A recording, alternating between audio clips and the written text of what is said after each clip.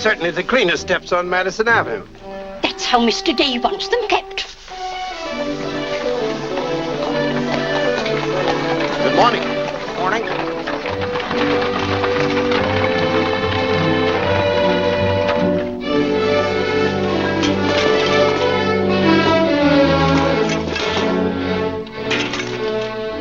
You're new here, aren't you? Just this morning. This is the way Mr. Day gets his milk. Get up.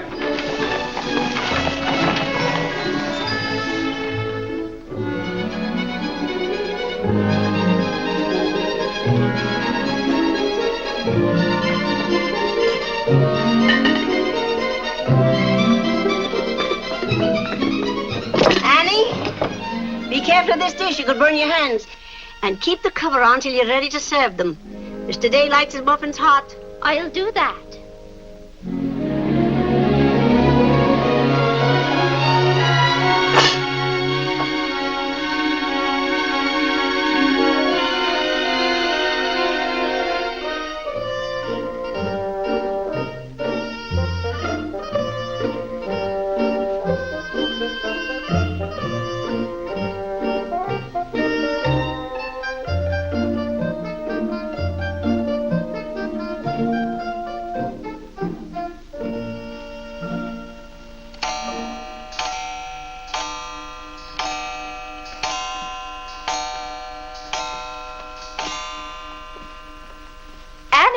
Is the table set for breakfast? Yes, ma'am. Good morning, ma'am. Good morning, Annie. How are you getting along? All right, ma'am. I hope. Now, don't be nervous just because this is your first day. Everything's going to be all right. But I do hope nothing goes wrong. Oh, no, Annie. The cream and sugar go down at this end. Oh, I thought in the center, ma'am. Everyone could reach the mace. Mr. Day sits here. Oh, excuse me. I didn't know where to place the napkins, ma'am. You can tell by the rings. The boys have their initials. C for Clarence. He sits here. J for John. Here. W for Whitney. He sits over there, next to his father. Yes, ma'am. And the one with the little dog on it is Harlan's, of course. He's the baby. This narrow, plain one is mine. And this is Mr. Day's. It's just like mine, except that it got bent one morning. Oh, and that reminds me, Annie, always have Mr. Day's coffee piping hot. Yes, ma'am. And whenever Mr. Day speaks to you, just say yes, sir. Don't be nervous. You'll get used to him. Yes, ma'am. Oh, that beautiful rubber plant. I'm so glad it came. You mustn't water it every day. Too much moisture makes it very unhappy. Oh, good morning, Mother. I thought you were still upstairs. Good morning, Clarence. Father must be talking to himself. A redhead. Did you sleep well, Mother? Yes, thank you, dear. Golly, I'm hungry. Oh, and Annie, we always start with fruit in the morning, except the two younger boys who have their porridge and milk. Jiminy, another wreck on the New Haven. That always disturbs the stock market. Father won't like that. I do wish the New Haven would stop having wrecks if they knew how it upset your father. My soul and body, Clarence, what's happened to your coat? Oh, it ripped open again. Margaret mended it for me, but it won't stay mended. Oh, dear. Well, I'll just have to speak to your father about a new suit of clothes. Clarence, why did you take my H2S so far out of our clothes closet? I've told you 100 times that closet's not to make experiments in. 2. Good morning, Mother. John, have you been making those chemical smells again? No, Mother. I'm making an electric battery. It'll ring a bell and everything. You know your father doesn't like electricity. But, Mother, everything's going to be electricity. Not in this house. Oh, God! What's the matter, Clare? What's wrong? Where's my necktie? Which necktie? The one I gave you yesterday. It isn't pressed yet. I forgot to give it to Margaret. I told you distinctly I wanted to wear that necktie today. You've got plenty of neckties. Put on another one right away and come down to breakfast. I don't know what this world's coming to. Mother, may I have my breakfast early? I'm going to play baseball. 3. Whitney, before you leave the house, you have to study your catechism. But, Mother, they're going to let me pitch today. Good morning. Who won? The Giants, 7-3. Buck Ewing hit a home run. Let me see. Boys, don't wrinkle the paper before your father sees it. Mother, could you ask me my catechism now? I think I know it. Well, let's see. What is your name? Whitney Benjamin. Who gave you your... Come and help me down, Mother. There are steps to come down, Mom. Good morning, darling. Good morning, Mother. How's your finger? It itches. Good, that's a sign it's getting better. Come along. Oh. Let's see, what was I doing? Oh, yes, the catechism. Who gave you your name? My sponsors at baptism, wherein I was made a member of Christ, the child of God, and an inheritor of the kingdom of heaven. Mother, if I hadn't been baptized, wouldn't I have any name? Not in the sight of the church. What did your sponsors then for you? They did promise and vow 3 things in my name. First, that I should renounce the devil and all of his works, the pomps and vanity of this wicked world, and all the sinful lusts of the flesh. And secondly, that I believe all the articles of the Christian faith. And thirdly, that I should keep God's holy will and commandments and walk in the same all the days of my... Good morning, boys. Good morning. Good morning, Morning, Father. Father. Morning, Vinnie. Have a good night? Yes, thank you, Clare. Good. Sit down, boys. What's that thing doing in here? Clare, that's our new rubber plant. Place for rubber plants is on the equator. Take that object out, Katherine. You're not Katherine? No, sir. Good. Never liked Katherine anyway. Thank you, Clarence. Put it somewhere else, Annie, but not too near a window. Sit down, Harlan. Thank you, dear.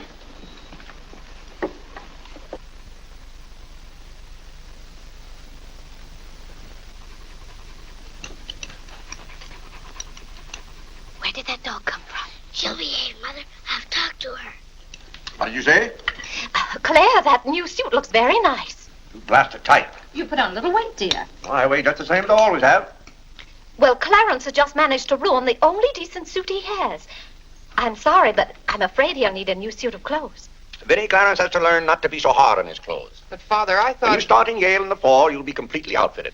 But nothing this summer. Can't I have one of your old suits cut down for me? Every suit I own still has plenty of wear in it. I wear my clothes until they're worn out. Well, if you want your clothes worn out, Clarence can wear them out much faster than you can. Yes, and, Father, you never get a chance to wear yours out. Every time you get a new batch of clothes, Mother sends the old ones to the missionary barrel. I guess I'm just as good as any old missionary. Clarence, before you compare yourself to a missionary, remember the sacrifices they make. Oh, I don't know, Vinnie. I think my clothes would look better on Clarence than on some Hottentot. Have that dark sack suit of mine cut down to fit you. Oh, thank you, Father. One of Father's suits. Thank you, sir. In return for that, Clarence, I want you to practice more often on your violin. Whitney, don't eat so fast. Well, Father, I'm going to pitch today. But before I go, I have to study my catechism. What do you bother with that for?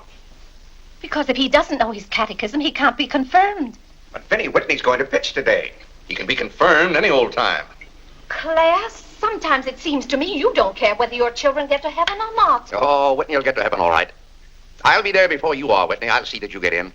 And Whitney, when we get to heaven, we'll organize a baseball team of our own. Good. Be just like you to try and run things up there. Well, from all I've heard about heaven, it seems to be a pretty unbusinesslike place. They could probably use a good man like me. What makes you so sure they'll let you into heaven? Well, if they don't, I'll certainly raise a devil of a row.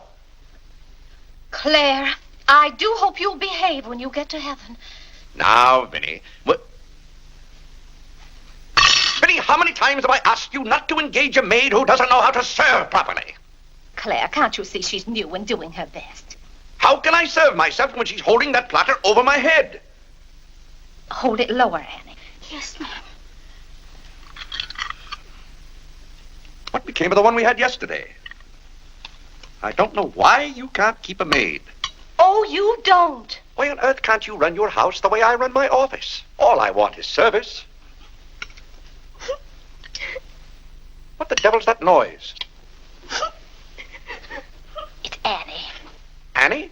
Who's Annie? The maid. I'll take it, Annie.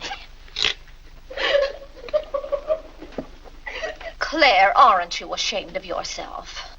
What have I done now? You made her cry speaking to her the way you did. I never said a word to her. I was addressing myself to you. I do wish you'd be more careful. It's hard enough to keep a maid, and the uniforms just fit this one. What's the matter, Claire? What's wrong?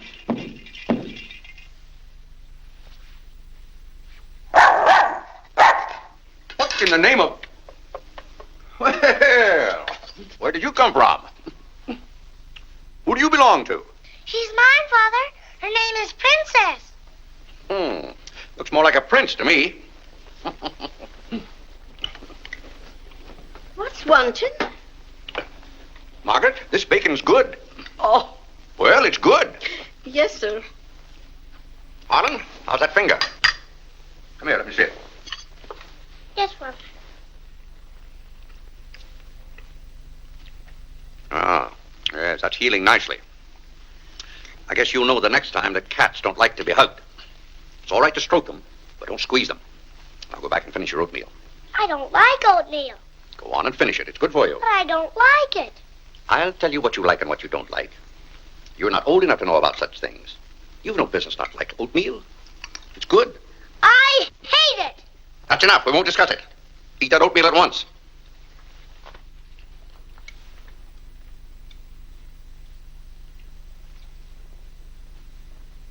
Ah.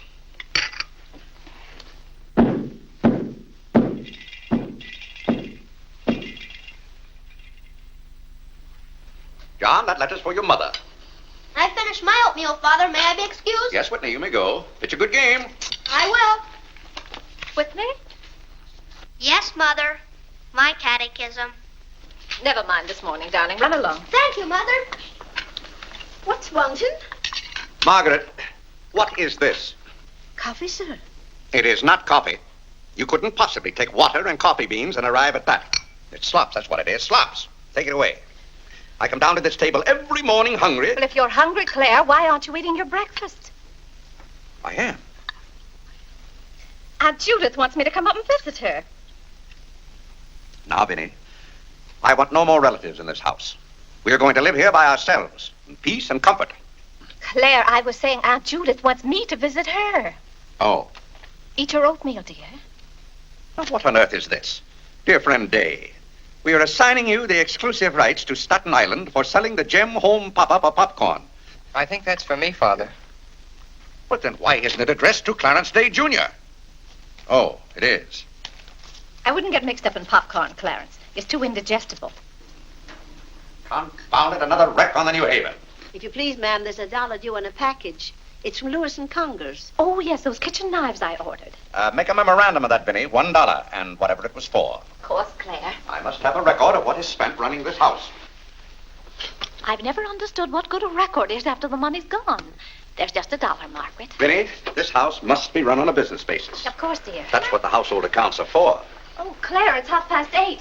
You don't want to be late at the office. Plenty of time. Annie, clear the table now. Yes, ma'am, I'll do that. Clarence, John, Yes, Mother? you boys go up and move the small bureau from my room into yours. Who's coming? Cousin Cora, and she's bringing a friend with her, a young girl. A girl? You'll have to help entertain her, Clarence. Oh, Mother, do I have to? Wait till Father finds out we've got visitors. There'll be a rumpus. John, don't criticize your father. He's very hospitable. After he gets used to the idea. I like coffee, I like tea, I like the girls, and the girls like me. Well, I don't like girls, and they don't like me. Oh, God! Go on, boys, go on. What's the matter, Clare? What's wrong? How did that get in this room? Now, Clare, how was the new maid to know? Well, keep that abomination out of here. All right, I'll take it. Oh, Clare, dear, I'm afraid I'm going to need some more money. You were complaining about the coffee this morning. Well, that nice French drip coffee pot is broken, and you know how it got broken. Yeah, never mind that, Vinnie. As I remember, that coffee pot cost $5 and something. I'll give you $6. When you get it, Vinnie, enter the exact amount in the ledger. Of course, Clare. We can't go on month after month having the household accounts in such a mess. No, and I've thought of a system that will make my bookkeeping perfect. Well, I'm certainly relieved to hear that. All we have to do is open charge accounts everywhere, and the stores will do my bookkeeping for me. Now, wait a minute, Vinnie. Then, when the bills come in, you'd know exactly where your money had gone. Yes, I certainly would. Vinnie, we get enough bills as it is. Clare, dear, don't you hate those arguments we have every month? I certainly do. Not to have those, I should think, would be worth something to you. Well, I'll open an account at Lewis and Conger's and one at McCreary's to start with. Thank you, Clare. We'll see how it works out. Thank you. Oh, The rector's coming to tea today. The rector? Well, I'm glad you warned me. I'll go to the club. Don't expect me home until dinner time. Clare, dear, I do wish you'd take a little more interest in the church. Getting me into heaven is your business, Vinnie. If there's anything wrong with my ticket when I get there, you can fix it up. Everybody loves you so much, I'm sure God must too. I'll do my best, Clare. It wouldn't be heaven without you. If you're there, Vinnie, I'll manage to get in some way, even if I have to climb the fence. Sweet Marie, come to me, sweet Marie. Margaret! Margaret! Oh, yeah! What's the matter, Clare? What's wrong? Why did God make so many dumb fools and Democrats? Oh, politics. Yes, but it's taking the bread out of our mouths. Huh. Honest Hugh Grant. Honest. Bah.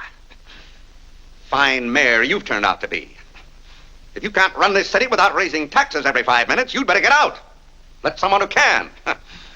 Richard Croker's running this town, and you're just his cat's paw. Tell me this. Are these increased taxes going into public improvements, or are they going into graft? Answer me that honestly, if you can, Mr. Honest Hugh Grant. You can't. I thought so. Bah! Don't order dinner. You were elected to office on the promise that you would put an end to all this thievery and corruption. Have you put an end to it? No. You've encouraged it. Every day there's some new raid on the public treasury. If you don't stop plundering the pocketbooks of the good citizens of New York, we're going to throw you and your boodle board of aldermen out of office. I'm warning you for the last time. It's robbery. That's what it is. Highway robbery. Annie. If Annie. you think we're going to submit to this... Take this fresh cup of coffee into Mr. Day. Tell you, sir. But Mr. Day's Real got a estate owners visitor. of New York City are not going to tolerate these conditions any Nonsense. longer. Run along in now. We pay you a good round sum to watch after our interests, and all we get is inefficiency. I know you're an nincompoop, and I strongly suspect you of being a scalawag. You're not going to escape your legal responsibilities. Legal responsibilities? By gad, I mean criminal responsibilities. Don't think for 1 minute we're going to let you escape. We're going to throw you into jail.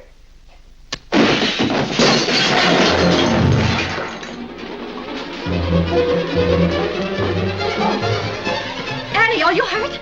He can't throw me into jail. Vinnie? Vinnie, why can't I have quiet here in the morning? Clare, what happened? It sounded to me as though that maid dropped a whole tray of dishes. Yes, but what did you say to her? Say to her? I haven't seen her since breakfast. I better get to the office. Oh, yes, Clare, you don't want to be late. I'll be home in plenty of time for dinner. Why don't we have chicken fricassee tonight? Well, Clare, chicken's gone up. It's 8 cents a pound.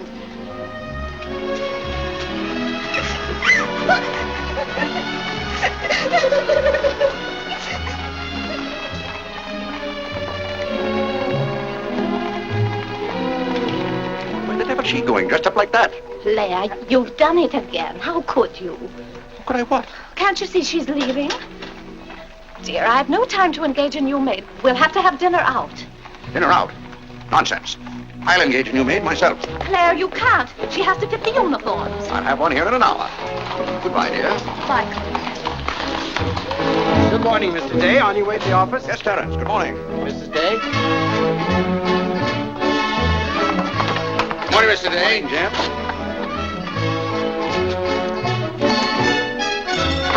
Get here. Get here.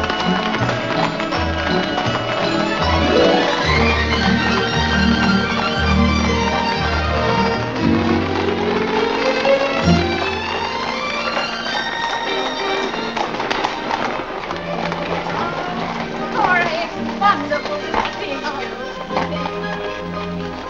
Vinnie, I declare you're getting younger and prettier every year. Oh, this is Mary Skinner. It's Skinner's daughter. My goodness, I never would have known you.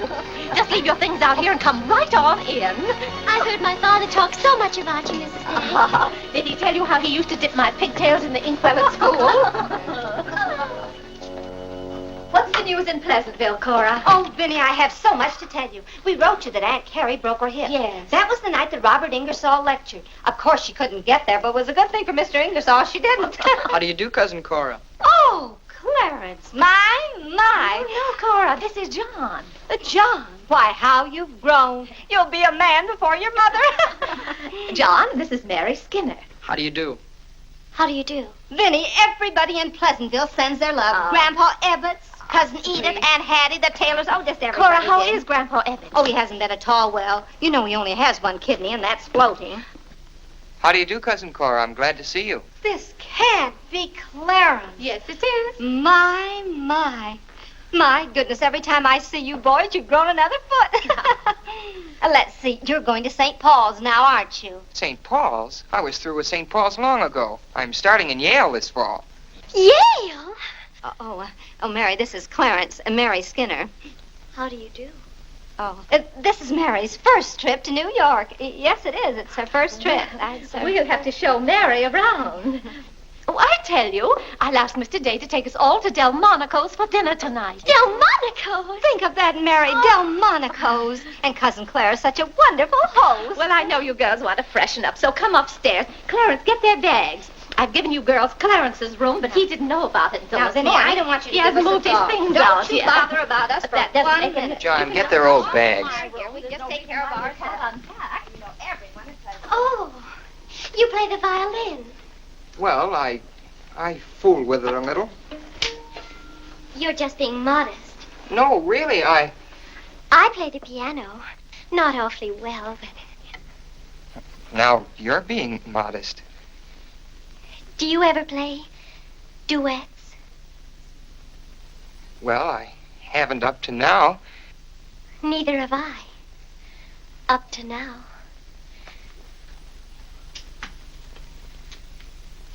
Cora didn't tell me about you. I never met a Yale man before.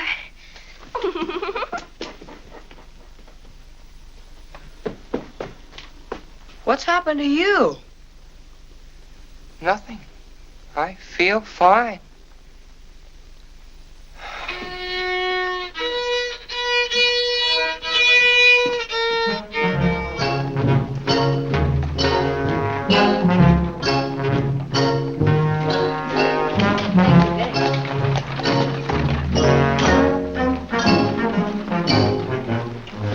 Where do you keep them? Do you wish a domestic servant? Where do you keep them? I will take your name and address. Confound it, I'm late at the office now. If you will give me the details as to what kind of person you require. I'm asking you where you keep them. Why, the girls are in there, but clients are not allowed in that room. If you will tell me the kind of a position you wish to have filled, I will be very glad to...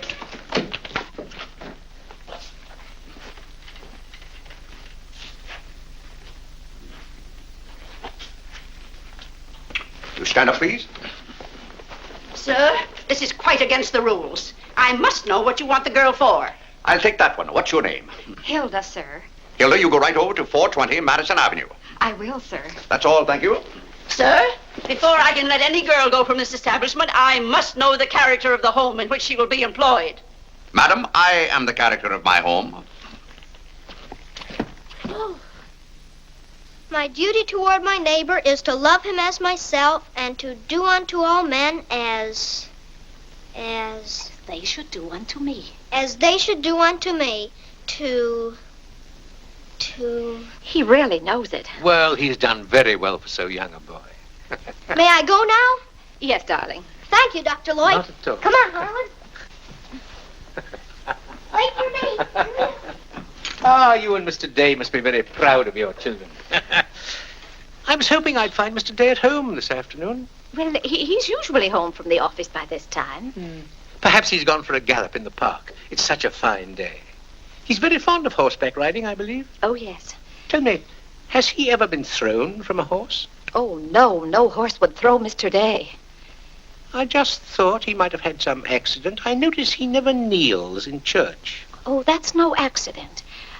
But I don't want you to think he doesn't pray. He does. Why, sometimes you can hear him all over the house. But he never kneels. Ah, perhaps that's Mr. Day now. I hardly think so. Oh, the devil, I forgot. Clare, you're just in time for tea. I'll send for some hot water. How are you, Dr. Lloyd? It's a great pleasure to have a visit with you, Mr. Day. Mother, Are they back yet? No, Clarence, no. Except for a brief glimpse on the Sabbath, I don't see much of you. Well, Claire, did you have a busy day at the office? Devilishly busy. Claire. A very busy day. Tired out. How a man can get tired just sitting at a desk all day, I don't know. I suppose Wall Street is just as much a mystery to you as it is to me, Dr. Lloyd. No, it's all very clear to me. My mind often goes to the businessman. The picture I'm most fond of is when I envision him at the close of the day's work. I see him pausing in his toil, and it comes over him that all those figures of profit and loss are without importance or consequence.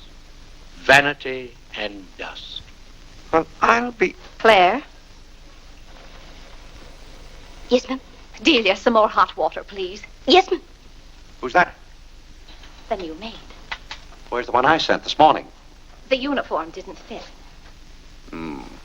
I like the one I picked out better.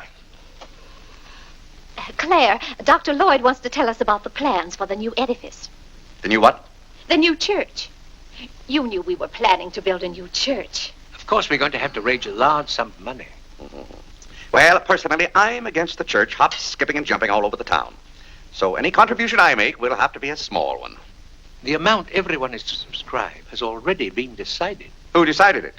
After considerable thought, we voted that our supporting members should each contribute a sum equal to the cost of their pew.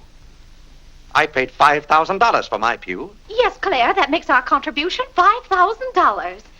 That's robbery. Do you know what that pew was worth today? $3,000. That's what the last one sold for. I've taken a dead loss of $2,000 on that pew already. Frank Baggs sold me that pew when the market was at its peak. He knew when to get out. And I'm warning you, Vinnie, if the market ever goes up, I'm going to unload that pew. Clarence Day, how can you speak of the temple of the Lord as though it was something to be bought and sold on Wall Street? Now, Mrs. Day, your husband is a practical man. We've had to be practical about the new church. We have all the facts and figures. Oh? What's the property worth where we are now? Oh, let's see. Is it $40,000? I know the figure has a 4 in it. What's the new piece of property going to cost you? I think the figure I heard mentioned was $85,000.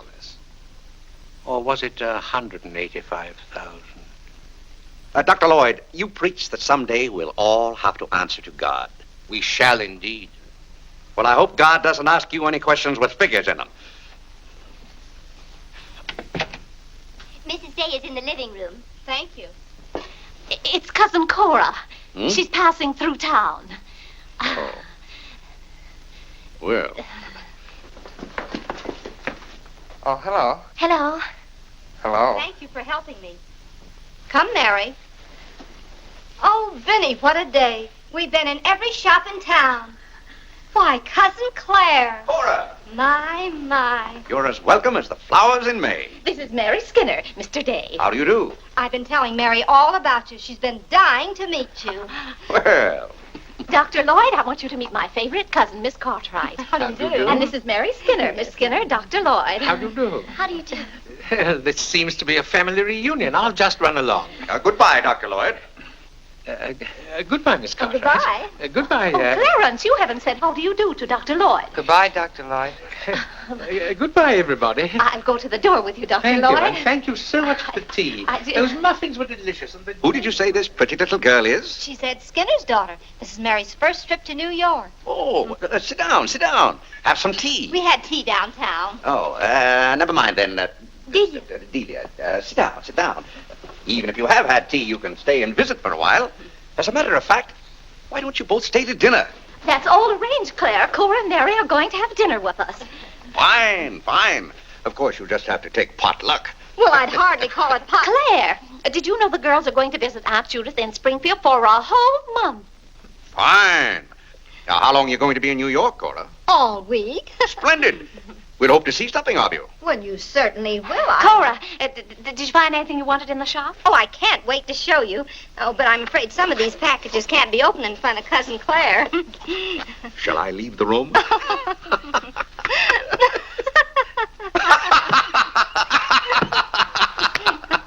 Oh, Clare, Clarence, would you take the package in the hall up to our room, or should I say your room? Wasn't it nice of Clarence to give up his room to us for a whole week? Cora, come on, I just can't wait to see what's in those packages. Well, we'll be back soon. Vinnie, I wish to speak to you before you go upstairs. I'll be down in just a minute, Clare. I wish to speak to you now. I'll be up in just a minute, Cora. It's all right, Vinnie. Come along, Mary. Are those two women encamped in our house? Now, Clare. Answer me, Vinnie. Now, Clare, you know... Answer me! Just a minute. Clarence.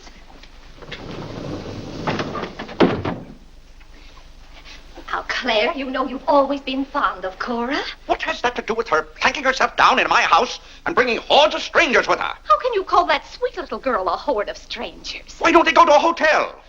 New York is full of hotels built for the express purpose of housing such nuisances. Claire, two girls alone in a hotel? Why, who knows what might happen to them? All right, then put them on the first train. They want to roam with the gypsies? Lend them a hand. Keep them roaming. But, Claire, they're just staying in that little room of Clarence's. The trouble is they don't stay there. They stay in the bathroom. Every time I want to take my bath, it's full of giggling females, washing their hair. I tell you, I won't have it. Send them to a hotel. I'll pay the bill gladly, but get them out of here. Father, I'm afraid they can hear you upstairs. Then keep those doors closed. Clarence, you open those doors. Open them all the way. Now, Claire, you be quiet and behave yourself. They're here, and they're going to stay here. That's enough, Vinnie. I want no more of this argument.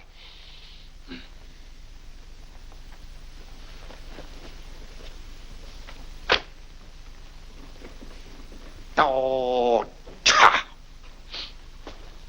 what I don't understand is why this swarm of locusts always descends on us without any warning. Oh, thunder.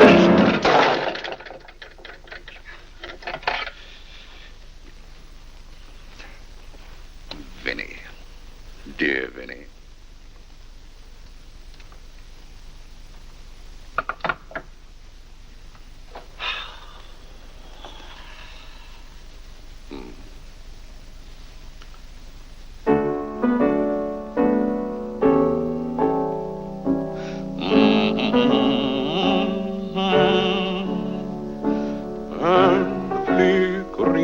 Shadows softly come and go. Though my heart be weary. Father, may I go along with the rest of you to Delmonico's? What's that, Delmonico's? You're taking Mother, Cousin Cora, and Miss Skinner to Delmonico's for dinner tonight. Oh, Gad! I won't have it. I won't have it. I will not have my life arranged for me. I bought this house for my own comfort. I will not submit myself to this indignity. Now, Claire, what's the matter? I won't stand it. By heaven, I won't stand it. Clarence.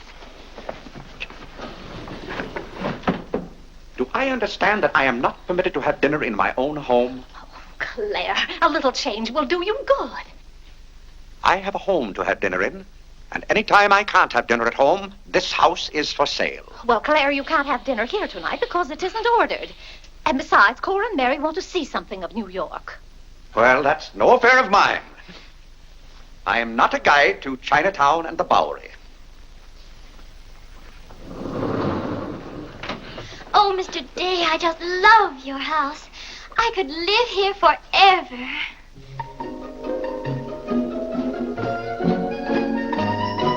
Cora's waiting for you, Mrs. Day. Oh, yes, I'll run right up.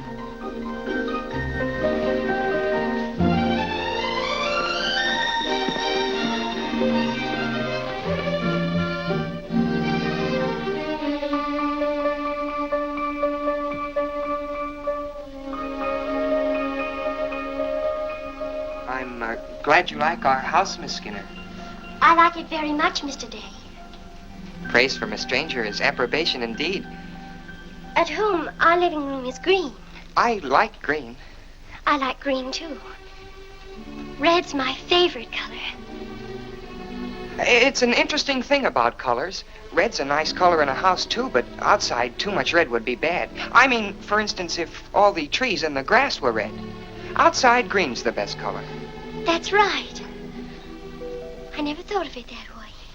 But when you do think of it, it's quite a thought. I bet you make your mark at Yale. Oh. My mother wants me to go to college. Do you believe in girls going to college? I guess it's all right if they want to waste that much time. Before they get married, I mean. I'm glad you're fond of music, Mr. Day. Oh, hello. Look, a new youth companion. John enjoys the youth's companion. John. Won't you sit down? Oh, thank you. It tells all about connecting batteries in series. John, Miss Skinner and I were talking. Oh, that's all right. You won't bother me.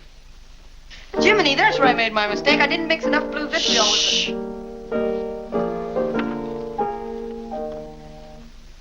Oh, don't stop. Can you play that? I'm afraid not. Can you play Sweet Genevieve? That's my favorite. Not without my music. Hymns are nice, don't you think? I like this one.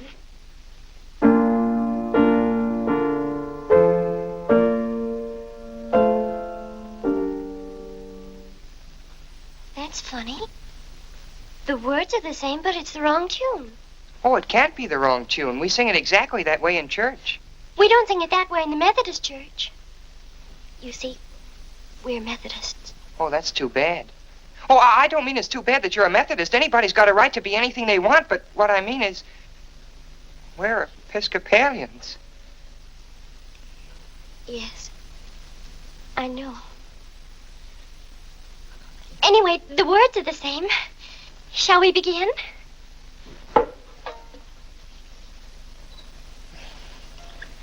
Now.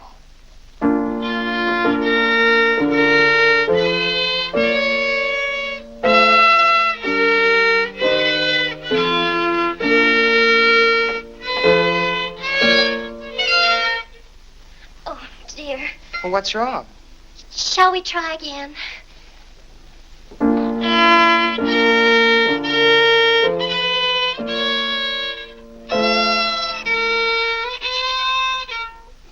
It must be my fault. Oh, no, it's my fault. No, you're the Episcopalian.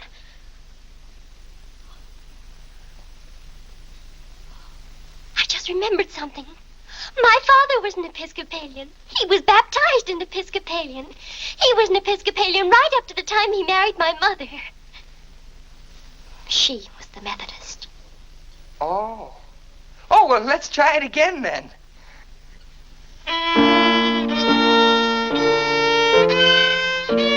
Well, Clarence, if you're going to Delmonico's with us, you'd better get dressed. Am I going to? Jiminy! Thank you, Father. Be ready in just a minute, Mother. Vinnie, that young lady looks about the same age you were when I came out to Pleasantville to rescue you. Rescue me? You came out there to talk me into marrying you. It worked out just the same. Ah.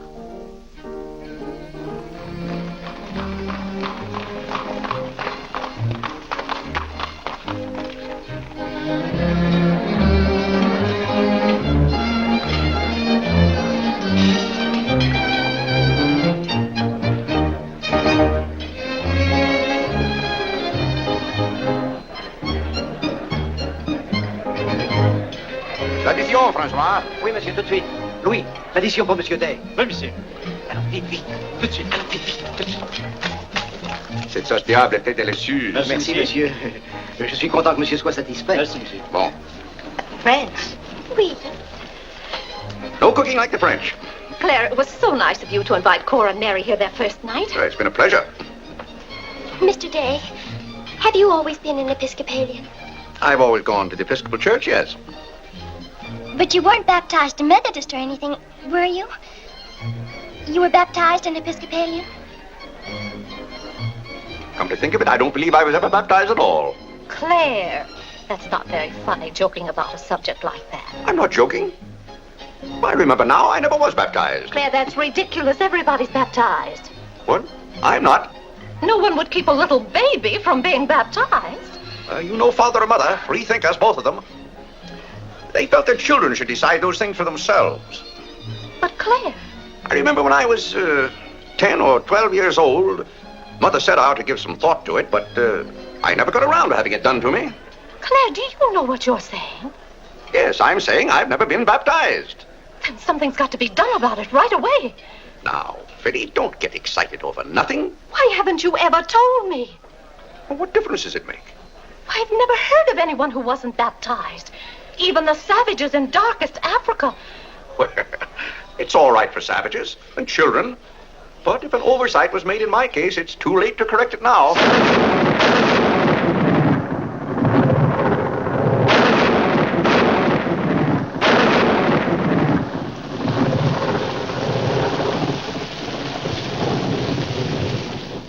What if you're not baptized? You're not a Christian. Why, confound it, of course I'm a Christian. A mighty good Christian, too.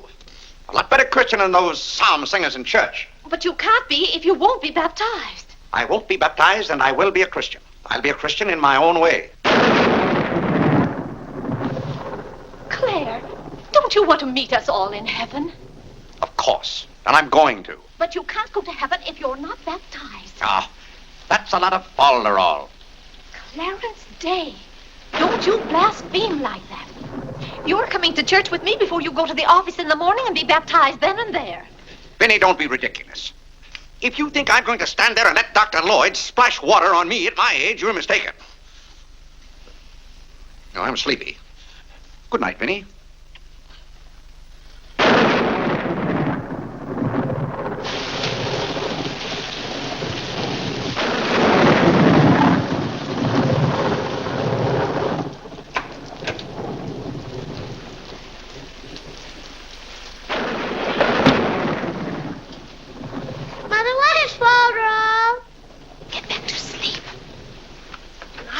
Yes, Whitney. If Father hasn't been baptized, he hasn't any name.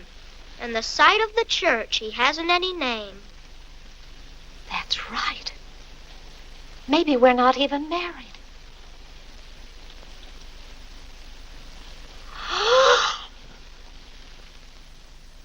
We, thine unworthy servants, do give thee most humble and hearty thanks for all thy goodness and loving kindness to us and to all men. We bless thee for our creation, preservation, and all the blessings of this life.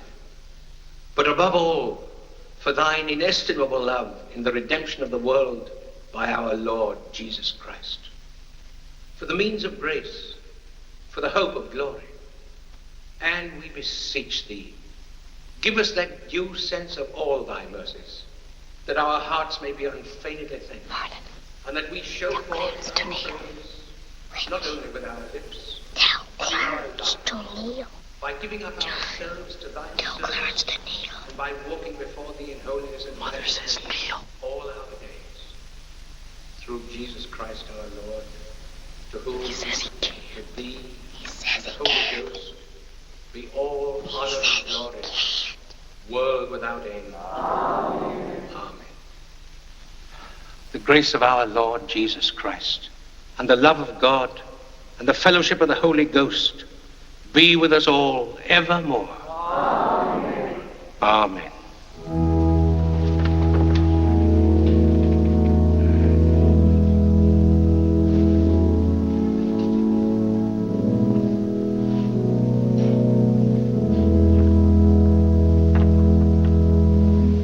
And so, my friends, what comfort and security it gives us when we have reached the age of understanding to know that the rite of baptism has not been neglected in our infancy or youth.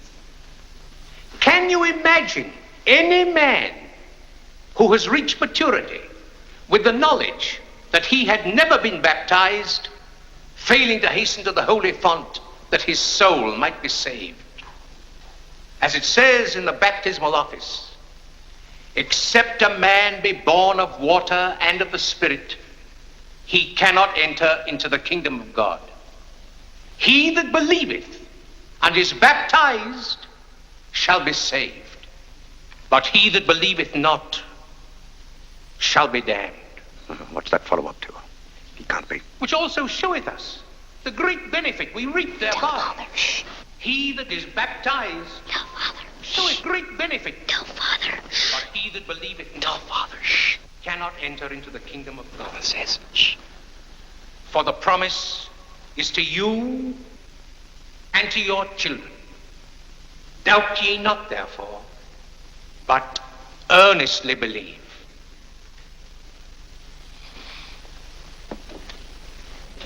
In the name of the Father, and of the Son, and of the Holy Ghost. Amen. Amen.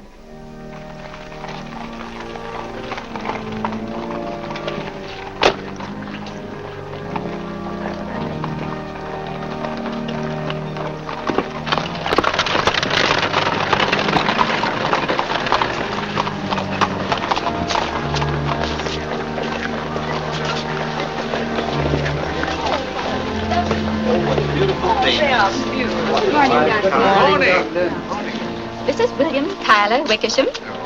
And this is Wilhelmina Eugenia Wickersham. What a lovely day for them to be baptized. The happiest day of my life.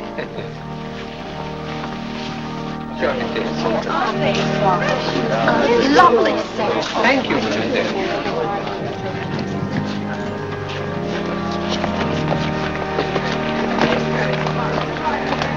Claire, you know I didn't ask Dr. Lloyd to do that. You must have said something. Well, I had to find out from him if we were really married. I am married and I'm not baptized. And as far as I'm concerned, the whole congregation can know it. They certainly know it now. That suits me. I don't go to church to be preached at as though I were some lost sheep. Claire, you don't seem to understand what the church is for. Vinnie, if there's one place the church should leave alone, it's a man's soul.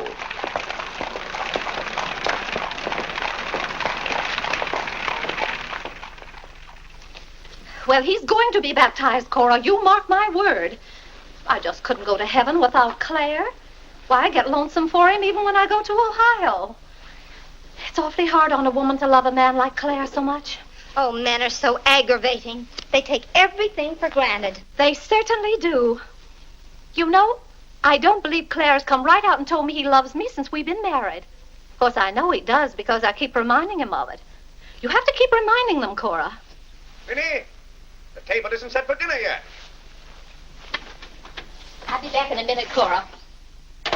We're having it after Cora and Mary go to the train. Their cab's coming at 1 o'clock. Cab? The horse cars go right past the door. But, Claire, they have those heavy bags. Cabs are a waste of money. Well, if dinner's going to be delayed, I'll work on this month's bills. Where are they? Now, Claire, it isn't fair to go over the household accounts when you're hungry. Vinnie, where are those bills?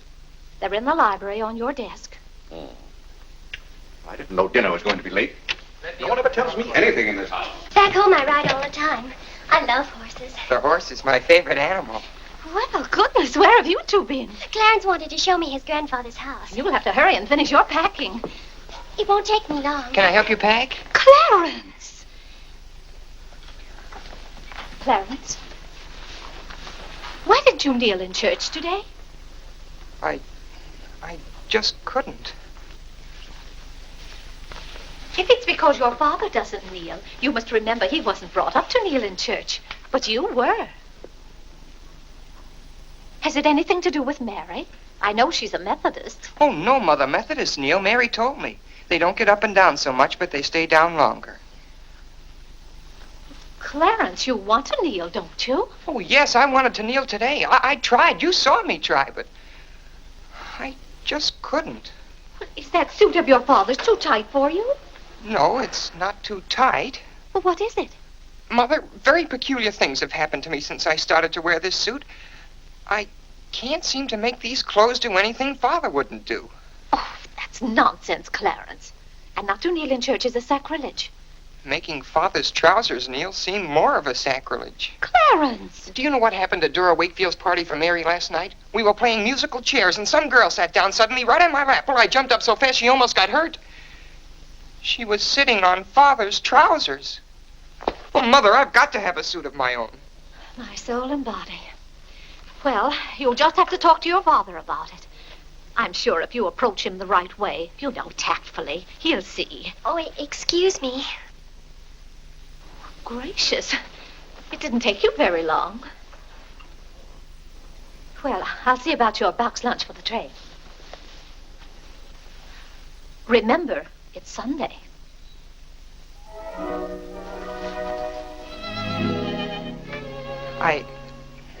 I was hoping we could have a few minutes together before you left. Cora had so much to do, I wanted to get out of her way. Well, didn't you want to see me? I did want to tell you how much I've enjoyed our friendship. Oh, hello. Mother told us to sit in the living room till dinner's ready. Not on the best sofa. Hello. Have you ever been out on our porch? Oh, yes. Well, let me show it to you. It's awfully hard to grow up in a family with children. My, I've never known a week to pass so quickly. Why, Yes? Yes? You're going to write me when you get to Springfield, aren't you? Of course. If you write me first. But you'll have something to write about, your trip and Aunt Judith and how things are in Springfield. You write me as soon as you get there. Maybe I'll be too busy. Maybe I won't have time. Well, you find the time. Let's not have any nonsense about that. You'll write me first and you'll do it right away, the first day. How do you know I'll take orders from you? Well, I'll show you. Give me your hand. Why should I? Give me your hand, confound it. What do you want with my hand? I just wanted it. What are you thinking about? I was just thinking. About what? I was hoping you'd write me first, because that would mean you liked me. Well, what's my writing first got to do with liking you? You do like me then. Of course I do. I like you better than any girl I ever met. But you don't like me well enough to write first. Well, I don't see how one thing's got anything to do with the other. But a girl can't write first because she's a girl. Well, that's nonsense. If a girl has something to write about and a fellow hasn't, there's no reason why she shouldn't write first. You know, the first few days I was here, you'd do anything for me. And then you changed. You used to be a lot of fun. Then all of a sudden you turned into an old sober sides. Why, you even dress like an old sober sides. What's the matter? I just happened to remember something. What? Oh, I know.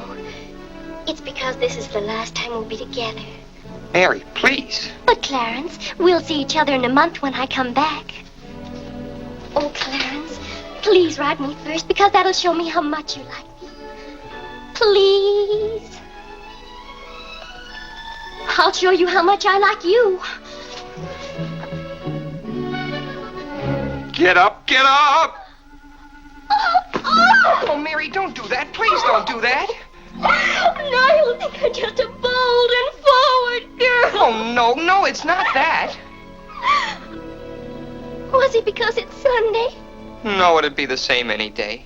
Oh, you just didn't want me sitting on your lap. Oh, it was nice of you to do it. It was nice of me, so you told me to get up. You just couldn't bear to have me sit there. Oh, well, you needn't write me first. You needn't write me any letters at all, because I'll tear them up without opening them.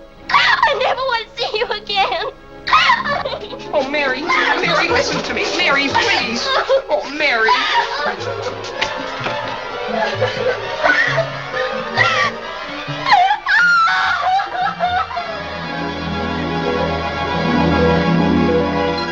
Clarence!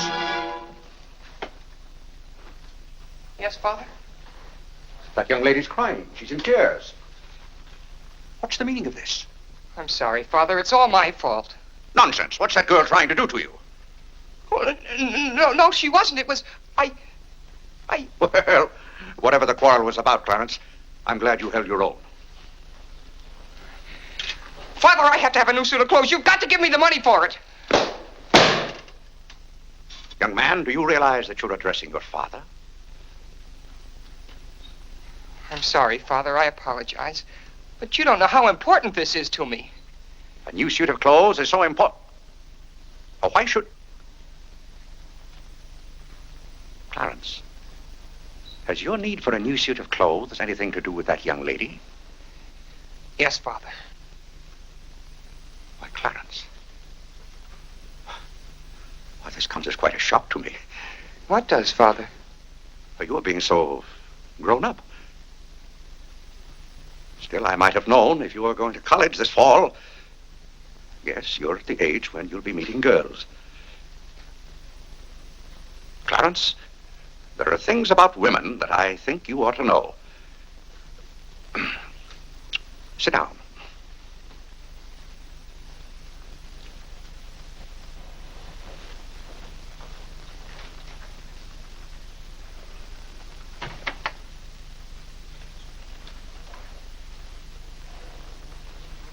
Yes, I think it's better for you to hear this from me than to have to learn it for yourself.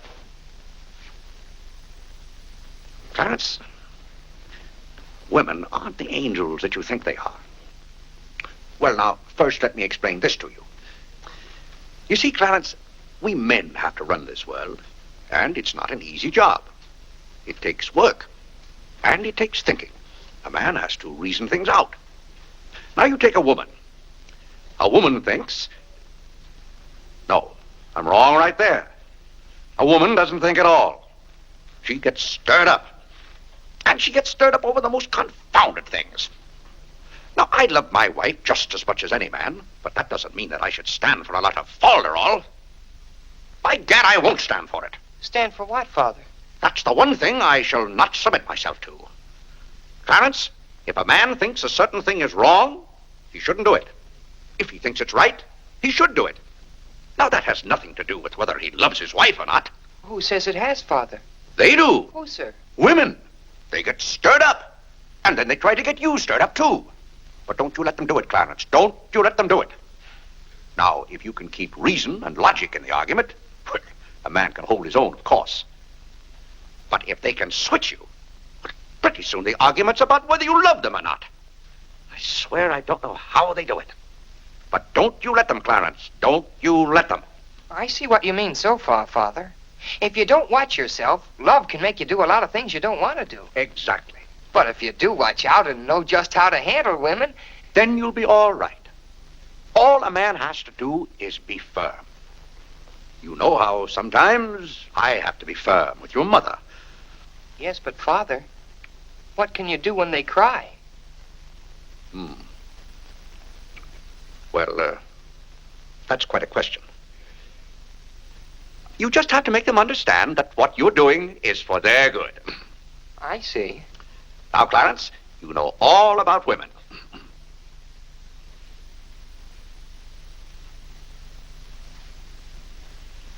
But, Father... Yes, Clarence? I thought you were going to tell me about... About what? About women. Clarence, there are some things gentlemen don't discuss. I've told you all you need to know. The thing for you to remember is be firm.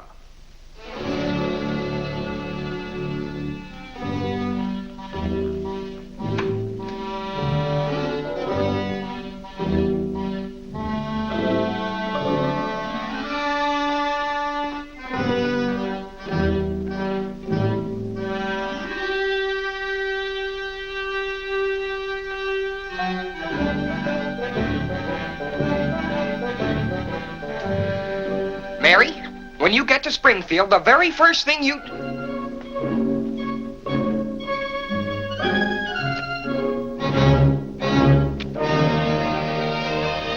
Oh, God! What's the matter, Clare? What's wrong? Sit down, Vinnie. Oh, Clare, Cora and Mary are leaving any moment Sit down. now. Vinnie, you know I like to live well, and I want my family to live well. But this house must be run on a business basis. I must know how much money I'm spending and what for. For instance, if you recall, a week ago, I gave you $6 to buy a new coffee pot. Yes, because you broke the old one. You threw it right on the floor. I'm not talking about that. Now, I find here among my... It was a pity to break that nice coffee pot, Clare. It was imported from France, and that little shop has stopped selling them. But what has that They said the tariff wouldn't let them, and that's your fault because you're always voting to raise the tariff. The tariff protects America against cheap foreign labor. Now, this bill... The tariff does nothing but put up the prices, and that's hard on everybody, especially the farmer.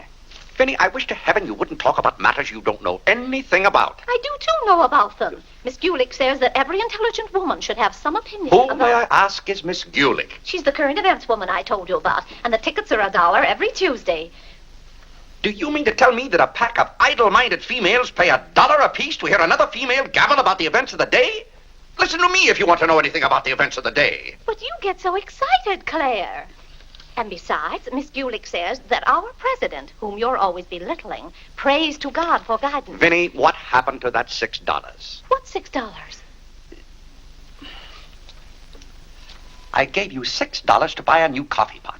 Now I find that you apparently got one at Lewis and Conger's and charged it. Here's the bill. One coffee pot, $5. So you owe me $1 and you can hand it right over. I'll do nothing of the kind. What did you do with that $6? Well, Clare, I can't tell you now, dear. Why didn't you ask me at the time? I give up. Wait a minute. I spent $4.50 for that new umbrella. Now we're getting somewhere. One umbrella, $4.50. And that must have been the week I paid Mrs. Tobin for 2 extra days washing. Mrs. Tobin. That's $2 more. That $2. makes $6.50, and that's another 50 cents you owe me. I don't owe you anything. What you owe me is an explanation of where my money's gone. I do the best I can to keep down expenses. You know yourself, Cousin Phoebe spends twice as much as we do. Don't talk to me about your cousin Phoebe. You talk about your own relatives enough. That's not fair, Vinnie. When I talk about my relatives, I criticize them. I can't even speak of Cousin Phoebe. You can speak of her all you want to. But I won't have Cousin Phoebe or anyone else dictating to me how to run my house. I didn't say a word about her dictating. Clare, you know she isn't that. You said... Well, I don't know what you said now. You never stick to the point. Now, we're going over this account book, item by item. I find here a bill for $38. I don't know what you expect of me.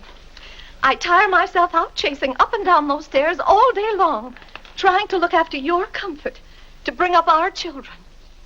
I do the mending and the marketing. Now you want me to be an expert bookkeeper, too.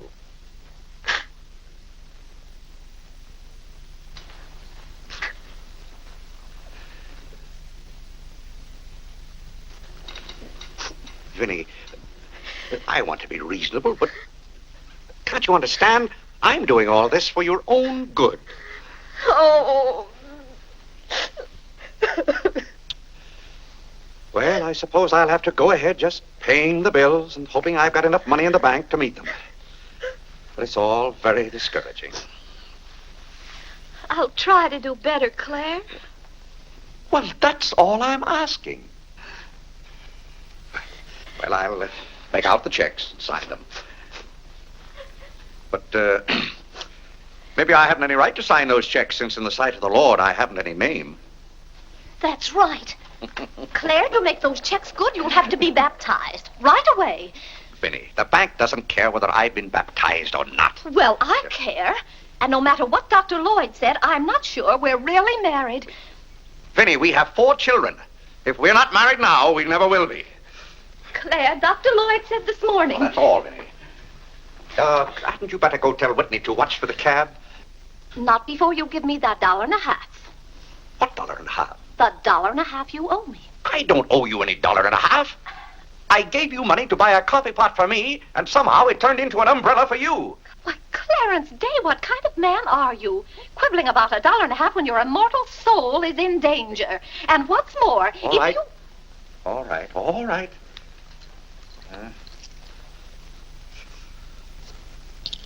Thank you, Clare. Now the accounts are all straight again.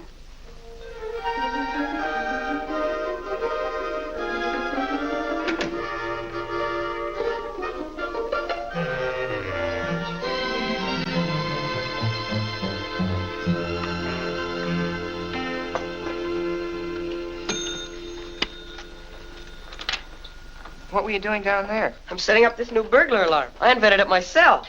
Have you got any money you can lend me? No, you owe me 30 cents now. Well, I'll give you my stamp collection and my piece of John Wilkes Booth's finger.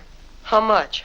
Enough to get a new suit of clothes? If you can wait a month till I hear from the patent office in Washington, I may be rich. Well, I can't wait that long. Maybe I could get it sooner. I'm going to look into something else tomorrow. Wanted, an energetic young man to sell household necessity. Liberal commission. Apply 312 what? John, let me have this job. Why should I give you my jobs? They're hard to get. But I've got to get a new suit of clothes. Maybe I could get the job for both of us. I'll ask the man.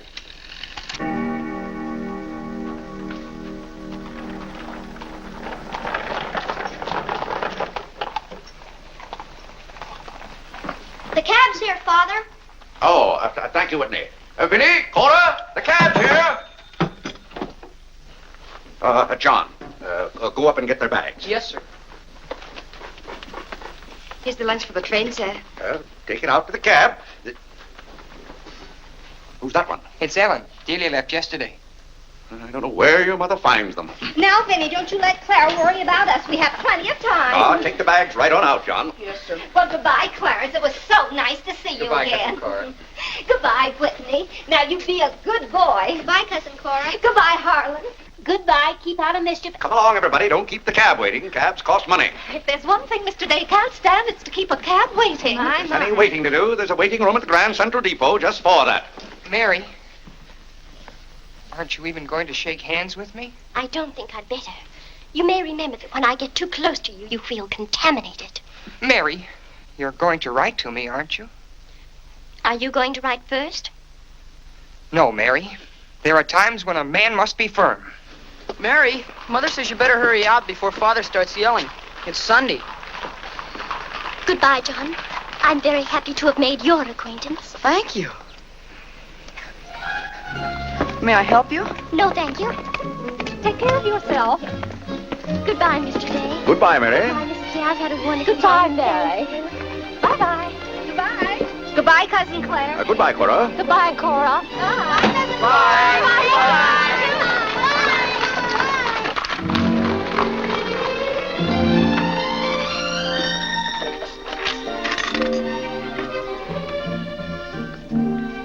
Dear Mary. My duty toward my neighbor is to love him as myself and to do to all men as I would they should do unto me. Has Father gone to the office yet? Come on, let's go to the ball field. I've got to guard this box till John comes back. It's his burglar alarm. It wouldn't work, so he fixed it. We're going to put it back in the dining room after Father goes to the office. Are there burglars around? Everywhere. Oh. To love, honor, and succor my father and my mother. Why do you have to learn that? Because if I don't, I'll go to hell. Father's going to hell. He is not. Yes, he is, because he isn't baptized. He'll go to hell and burn for 1,000 years. He won't. He won't. He'll be in a lake of fire and brimstone, and 1,000 devils with pitchforks will be poking at him. No, Mother, don't let me. Father will hear you. No, I don't. Oh, come on, you faithful. Oh, come on, That noise. Just singing, Father. You boys be quiet. You know your mother isn't feeling well. Yes, Father.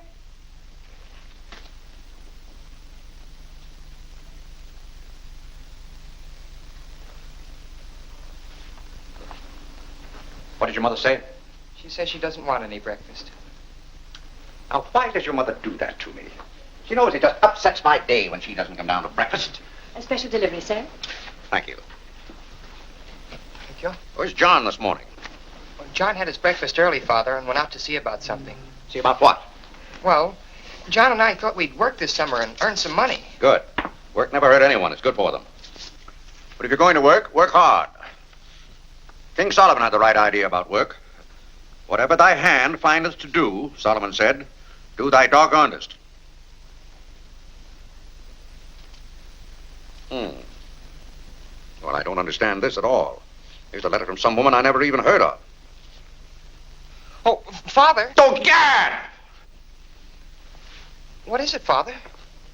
This woman claims that she sat on my lap and that I didn't like it. Huh. What's that word? No, that one down there. It looks like curiosity. Oh. I only opened your letter as a matter of curiosity. Yes, go on. Why, this gets worse and worse. It just turns into a lot of sentimental, lovey-dovey mush. Cha! If this is someone's idea of a practical joke. What's the matter, Clare? What's wrong? Nothing wrong. Just a fool letter. How are you feeling, Vinnie? I thought you needed me. If you don't, I'll go back to bed. Oh, no. Come sit down and get some food in you. Do you good. Build up your strength. Yeah, here, sit down. Here, what's this one's name? Nora. Nora, get Mrs. Day some bacon and eggs. No, Nora. No, bring me a cup of tea up to my room. Yes, ma'am. Oh, Vinnie, it's just weak to give in to an ailment. I notice when you have a headache, you yell and groan and swear enough. Well, that's to prove to the headache that I'm stronger than it is. I think I've caught some kind of germ. Some of my friends have had to send for the doctor. The doctor? Oh, poppycock. But Claire, dear, when people are ill, you have to do something. Certainly I have to do something. Cheer them up. That's the way to cure them. How would you go about cheering them up? I? Oh, I'd tell them, bah.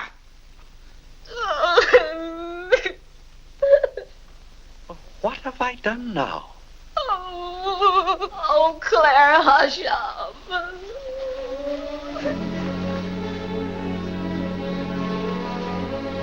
Hey, I didn't mean to upset you.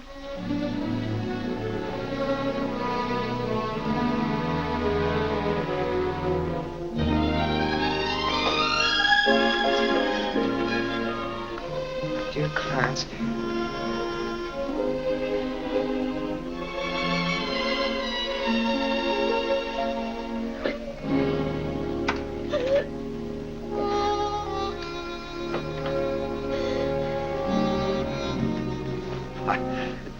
I was just trying to help you.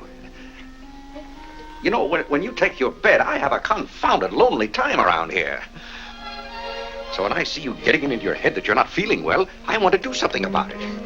But just because some of your friends have given into this, no reason why you should imagine you're ill. Claire, stop. Get out of this house and go to your office.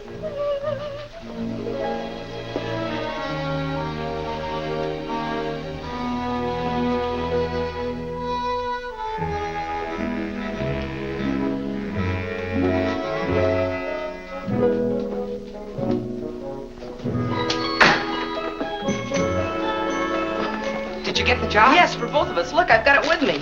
What is it? Medicine. Medicine? You took a job for us to go out and sell medicine? But it's wonderful medicine. Look what it cures. A sovereign cure for colds, coughs, catarrh, asthma, quinsy, and sore throat. Poor digestion, summer complaint, colic, dyspepsia, heartburn, and shortness of breath.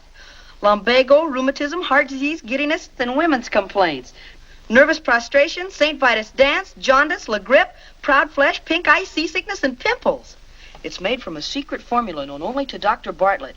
We get 25 cents commission on every bottle we sell, and he's giving us the territory of all Manhattan Island. Well, lots of fathers and mothers' friends have some of those diseases. Let's start out by calling on them. Yes. Oh, what if they ask us if we use it at our house? Oh, yes, it would be better if we could say we did. Excuse me? Oh, is that the tea for Mrs. Day? Yes. Well, I'll take it up to her. Oh, thank you. Right away now, while it's hot. What's the matter with Mother? I don't know. She was just complaining. Say, it says here it's good for women's complaints. Here.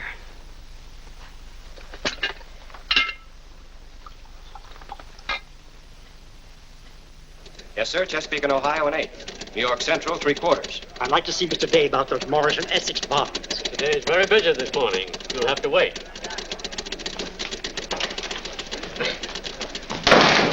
Where's Father? Well, Master Whitney, have you come to pay us a visit? Where's Father? He's busy in his office with a customer. Master Whitney! But, Mr. Day, the president of the firm has... Father, you have to come home right away. What's the meaning of this? Who sent you down here? Your mother? No, sir. Mother's ill. She's terribly ill. Did the doctor send you for me? No, sir. It was Margaret. Margaret? Margaret says you're to come home right away and no nonsense. Perkins, go down and stop the first cab you see. A cab, sir? For you, Mr. Day? Yes, I want a cab, and no nonsense. Yes, sir.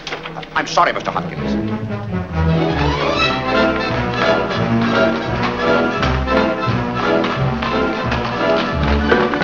Confound you, can't you go any faster? All right.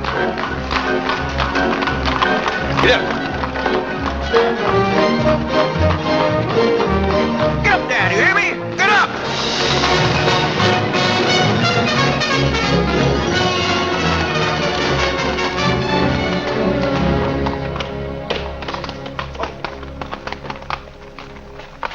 Oh, Doctor, how is Mrs. Day? She's a pretty sick woman. Oh, what's wrong with her? Well, do you know or don't you? What did Mrs. Day have for breakfast this morning? Not a thing. I tried to get her to eat something, and she wouldn't. I can't understand it. Understand what? These violent attacks of nausea. It's almost as though she were poisoned. Poisoned? Let me take your cab. I'll try not to be gone more than 10 or 15 minutes. And, Mr. Day, you're not to go into a room. You'd better get her well. Right away, or you'll hear from me. Turn west on 47th Street. Yes.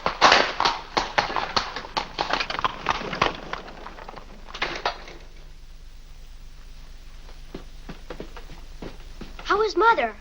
I don't know. Well, she better be good and sick, or Father may be mad at me for getting him up here. Especially in a cab. Does your father come? Yes, just now. Where are you going, Margaret? I have to go for the minister.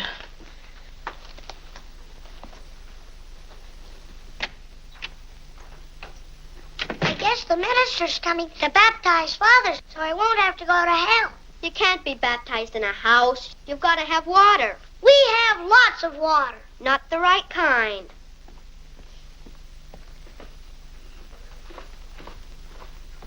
Is Mother better, Father? How can I tell? She wouldn't let me in the room with her. These confounded doctors never know what's the matter with anybody.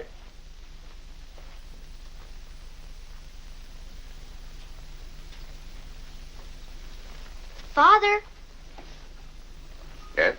Mother's going to get well, isn't she? Of course she's going to get well. Father, may we come in? It's lonesome without Mother. Yes, it is Harlan. It's lonesome. Come in, boys.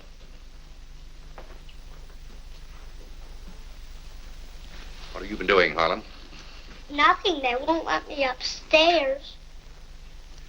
What about you, Whitney? I was supposed to learn the rest of my catechism. Will you hear me, Father? Yes, Whitney, I'll hear you. Start here. How many parts are there in a sacrament? 2. The outward visible sign and the inward spiritual grace. What is the outward visible sign or form in baptism? Water, wherein the person is baptized in the name of... You haven't been baptized, have you, Father? Whitney, what is the outward visible sign? Water, wherein the person... You don't know it well enough, Whitney. You'd better go and study it some more. Do you want me to read to you, Harlan? Father, are they going to put you into hell? Whitney, take Harlan with you.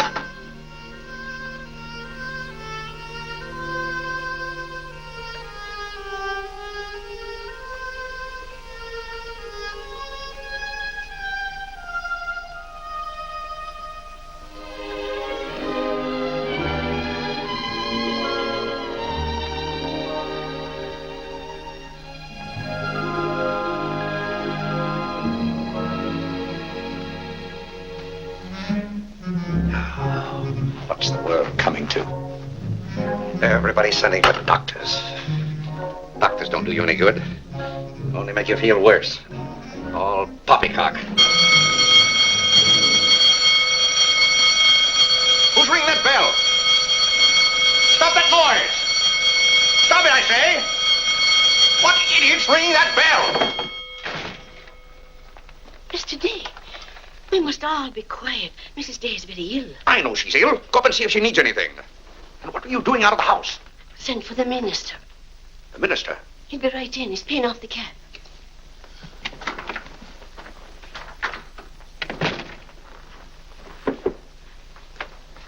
I was deeply shocked to learn the serious nature of Mrs. Day's illness.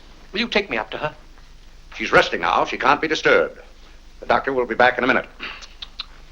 Mrs. Day has been a tower of strength in the parish. Everyone liked her so much. Yes, she was a fine woman. I wish to heaven you wouldn't talk about Mrs. Day as if she were dead.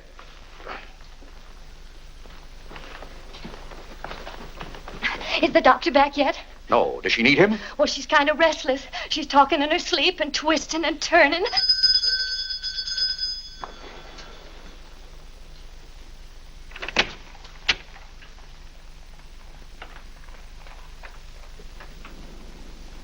Well, Doctor, it seems to me that was a pretty long 10 minutes. See here, Mr. Day, if I'm to handle this case... How can you handle it if you're out of the house?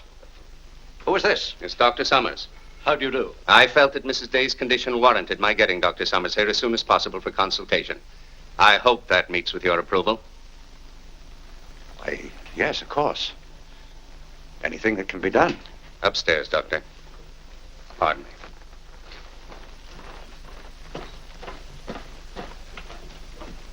Mrs. Day is in good hands now, Mr. Day.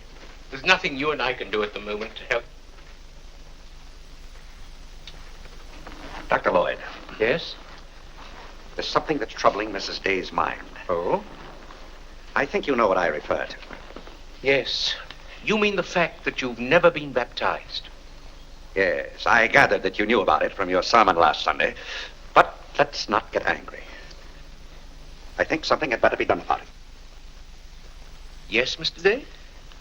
When the doctors get through up there, I want you to talk to Mrs. Day. I want you to tell her something. Why, I'd be glad to. You're just the man to do it. She shouldn't be upset about this. I want you to tell her that my being baptized would just be a lot of confounded nonsense. But, Mr. Day... No, she'd take your word on a thing like that. And we both must do everything we can to help her now. But the solution is so simple. It would take only your consent to be baptized. That's out of the question. And I'm surprised that a grown man like you would suggest such a thing.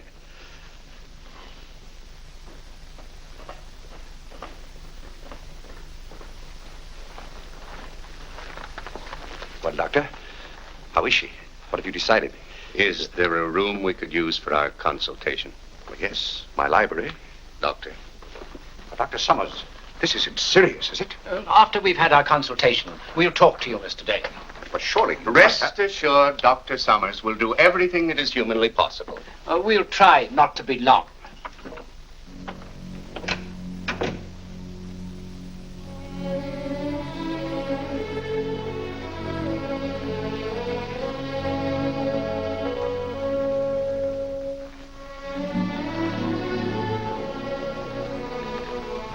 Tell me, this Dr. Summers, he's very highly thought of, isn't he? Oh, yes. Lavinia is seriously... If anyone could help her, he could. Don't you think? Very fine physician. But there is a greater help, ever present in the hour of need. Let us turn to him in prayer. Let us kneel and pray.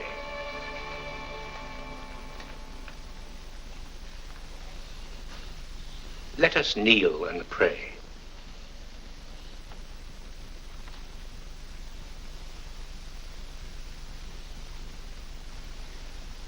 O Lord, look down from heaven. Behold, visit, and relieve this thy servant who is grieved with sickness. Have mercy on her, O Lord. Have mercy on this miserable sinner. Forgive her, and extend thy accustomed She's goodness. not a miserable sinner, and you know it. Oh, God! You know Vinnie is not a miserable sinner. She's a fine woman. She shouldn't be made to suffer. It's got to stop, I tell you. It's got to stop. Have mercy, I say. Have mercy, I tell you. What's the matter, Clare? What's wrong? Vinnie. Vinnie, what are you doing down here? You shouldn't be out of bed. You get right back upstairs. I heard you call. Do you need me? Vinnie, I know now how much I need you. Get well, Vinnie. I'll be baptized. I promise. I'll be baptized. You will? I'll do anything. Oh, Clare. We'll go to Europe, just we two. You won't have to worry about the children or the household accounts. Or... Vinnie. Don't worry, Mr. Day. She'll be all right now. Bless you for what you have done. What did I do? You promised to be baptized. I did? Oh, Gad!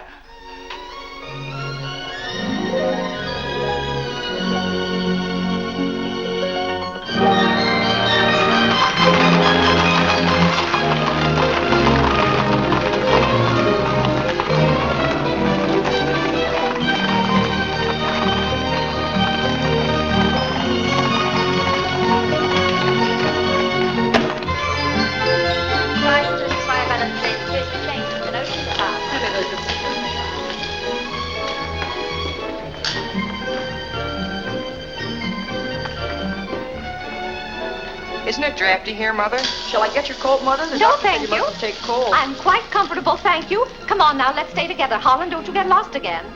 Aren't the hats lovely this year? Ostrich feathers. You wouldn't wear that hat, would you, Mother? I think that's very pretty. I think they're all pretty. Oh, I do need some pink silk thread.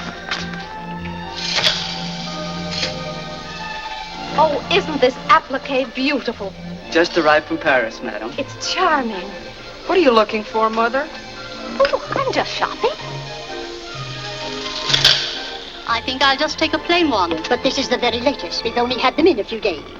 Remember, Mother, this is your first day out. You mustn't get too tired.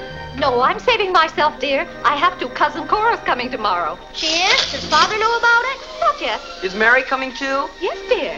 Harlan, don't touch things. I'll bet you knew it. No, Look, honest, Mother, I didn't. just like Father. Not tomorrow. Yes, it is, isn't Aren't it? the sleeves a little long? Exactly Fits well like across the yours. shoulders. Come on now, Harlan. Now, take about my the hand. sleeve. Don't get lost again. Do we have any more of this material? Yes, we do. Dora Thank doesn't you. like you to touch things. This one is genuine imitation Dresden. The original design by Duryea. John, isn't this the darlingest thing? It's exactly what I've always wanted. How much is this lovely pug dog? $15, ma'am. $15? Gee whiz, Mother. We could buy a real-life bloodhound for $5. Oh, isn't he perfectly adorable? Oh, I shouldn't.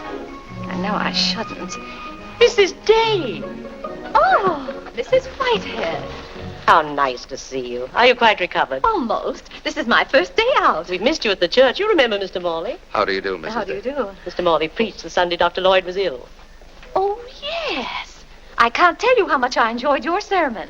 Even my husband enjoyed your sermon. We've just come from the board meeting of the foreign missions. I'm taking Mr. Morley home to lunch. I had to drop in here to pick up a purchase. I won't be a minute. Is your parish in the city? Yes, it's on the outskirts. My church is in Audubon Park. Oh, way up there. Oh, are you acquainted in Audubon Park? No, I don't believe we know a soul there. Mr. Morley, would this be possible? My husband, Mr. Day. If we lower the collar, it'll be a very fine fit. You won't find a better suit of clothes in the city for $15. Oh, it's not the price. It's the money. Thank you for holding it for me. Welcome. Goodbye, Mrs. Day. I hope we meet again soon. Goodbye. It was very pleasant meeting you again. I think it was divine providence. I shall be delighted to be of service. Goodbye, Mr. Morley. Goodbye. May I work it? Oh, no, it's against the rules.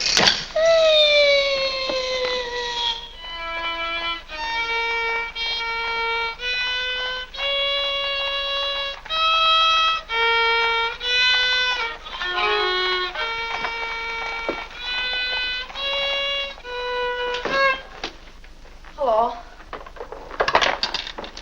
What did you bring home more medicine for? Dr. Bartlett paid us off, didn't he? Oh, yes. Oh, Jiminy, you scared me. I've got to take $15 right down to McCreary's. I bought a suit there this morning, and I said I'd have the money this afternoon. Gee, that's too bad. What's too bad? Well, you see, Clarence? What? Dr. Bartlett paid us off in medicine. Oh, Gad! Well, he thanked us, too, for our services to mankind. But my suit, I've got to have it tomorrow. And besides, they're making the alterations. I've got to have $15. Maybe you could offer them 15 bottles of medicine. Oh, they wouldn't take it. McCreary's don't sell medicine. Father. Vinnie, I'm home. Good afternoon, sir. How's your mother, Clarence? Oh, the ride this morning did her a lot of good. She'll be well enough to go to church with us next Sunday. Ah, fine. Father, have you noticed I haven't been kneeling down in church lately? Don't let your mother catch you at it. Then I have to have a new suit of clothes right away. That doesn't make sense. I can't do anything in your clothes that you wouldn't do. Well, if my old clothes make you behave yourself, I don't think you ought to wear anything else. Oh, no, you're you and I'm me. I want to be myself. I mean, suppose I should want to kneel down in front of a girl. Why, in heaven's name, should you want to do a thing like that? Well, I've got to propose to a girl sometime. Clarence. Well, not right away, but for $15 I can get a good suit of clothes. Clarence, you're beginning to talk as crazy as you... Hello, Vinnie. You feeling better today, huh? Much better, thank you, Clare. You don't have to hurry home from the office every day like this. With business the way it is, there's no use going to the office at all. Yes, you do look better, Vinnie. What did you do today? Well, I got a carriage and took the boys for a ride, and we stopped in at McCreary's. And, oh, Clare, I've the most wonderful news for you. Who do you think I met? Mr. Morley. Morley? Never heard of him. Remember that nice young minister who substituted for Dr. Lloyd one Sunday? Oh, yes. Bright young fellow. Preached a good, sensible sermon. Short one, too. Ought to be more ministers like him. Well, Clare, his parish is in Audubon Park. You know, way up above Harlan. Nobody knows you up there. You'll be perfectly safe. Safe? Vinnie, what the devil are you talking about? I've gone all over everything with Mr. Morley, and he's agreed to baptize you. Oh, he has. The young whippersnapper. Very nice of him. We can go up there any morning. We don't even have to make an appointment. Who said I was going to be baptized at all? Why, Clare, you did. Now, Vinnie. You gave me your promise, your sacred promise. You said I'll be baptized. I promise I'll be baptized. Well, what if I did? Clare, aren't you a man of your word? Vinnie, we all thought you were dying. So naturally I said that to cheer you up. As a matter of fact, the doctor told me that's what cured you. Well, it seems to me pretty ungrateful of you to press this matter any further. My being well has nothing to do with it. You gave me your word. You gave the Lord your word. And you're going to march yourself up to Mr. Morley's church some morning before you go to the office and be christened. If you think for 1 minute... What in the name of heaven is that? If you think I'm going to let you add the sin of breaking your solemn and sacred promise... I demand to know what that repulsive object is. It's perfectly plain what it is. It's a pug dog. What is it doing in this house? I wanted it and I bought it. You spent good money for that? Clare, don't try to change the subject. How much did you pay for that atrocity? I didn't pay anything for it. I charged it. Charged it? I might have known. How much was it? $15. $15? Clare, for that eyesore? Don't you call this lovely work of art an eyesore? It will look beautiful sitting on a red cushion by the fireplace in the living room. If that sits in the living room, I won't. Furthermore, I don't even want it in the same house with me. Get it out of here. Clare, you're not going to get out of this room until you set a date for your baptism. I'll tell you one thing. I'll never be baptized as long as that hideous monstrosity is in this house. All right. All right. Clarence. That pug dog goes back this afternoon, and he's christened first thing in the morning. You heard him, didn't you, Clarence? You heard him say that he'd be baptized as soon as I got this pug dog out of the house. You hurry right back to McCreary's with it, and be sure they credit us with $15. Oh, Mother, while we were at McCreary's, I happened to see a suit I'd like very much, and the suit was only $15. Well, Clarence, I'm afraid your suit will have to wait until after I get your father christened. Well, no, I meant that since the suit cost just the same as the pug dog, if I exchanged the pug dog for the suit... Why, yes. Then the suit wouldn't cost your father anything. Why, how bright of you, Clarence, to think of that. I'd better start right away before McCreary's closes. Yes. Now, let's see. If we're going to take your father all the way to Audubon Park... Clarence, on your way back, you stop at the livery stable and tell them to have a cab here at 8 o'clock tomorrow morning. Mother, a cab? Do you think you ought to? We can't walk all the way to Audubon Park. But you know what a cab does to Father. This is a very important occasion. All right. Get one of their best cabs, the kind they use at funerals. Well, those cost $2 an hour, and if Father gets mad... Well, if your father starts to argue in the morning, you remember. Oh, he agreed to it. We both heard him.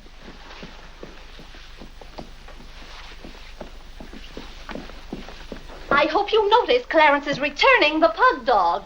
Well, that's a sign you're getting your faculties back. Don't dawdle, Clarence.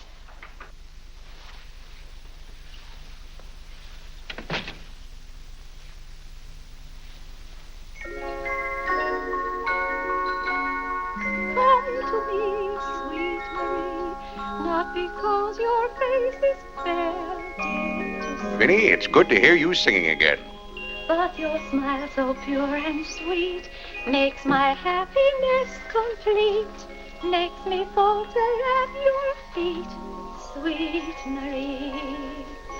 Oh, on the way uptown, I stopped in at Tiffany's and bought you a little something. Thought you might like it. Clare! What a beautiful ring! I'm glad it pleased you. Oh, Clare, how sweet of you. I don't know how to thank you. Well, it's thanks enough for me just to have you up and around again. You know, when you're ill, Vinnie, this house is like a tomb. There's no excitement. That's the loveliest ring you ever bought me. Now that I have this, you needn't buy me any more rings. Well, if you don't want any more. What I'd really like now is a nice diamond necklace. Vinnie, do you know how much a diamond necklace costs? Yes, I know, Clare, but don't you see, your giving me this shows I mean a little something to you. Now, a diamond necklace. Good heaven. If you don't know by this time how I feel about you. Well, we've been married for 20 years, and I've loved you every minute of it. What did you say, Clare? I said we've been married for 20 years, and I've loved you every minute of it. But if I have to buy out jewelry stores to prove it, if I haven't shown it to you in my words and actions, I might as well... Well, what have I done now? It's all right, Clare. I'm just so happy. Happy? You said you loved me. And this beautiful ring, that's something else I didn't expect.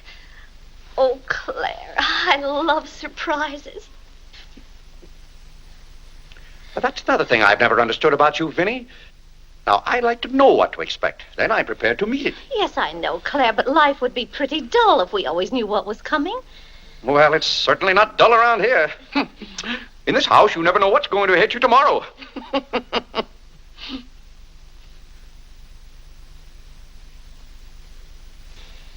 Every daisy in the dell knows my secret, knows it well. And yet I dare not tell thee, sweet Marie, sweet Marie, Sweet Marie, come to me, come to me. not because your face is fair, love to see, Love to see. Every daisy in the dell knows my secret, knows it well, and yet I dare not tell, sweet Marie.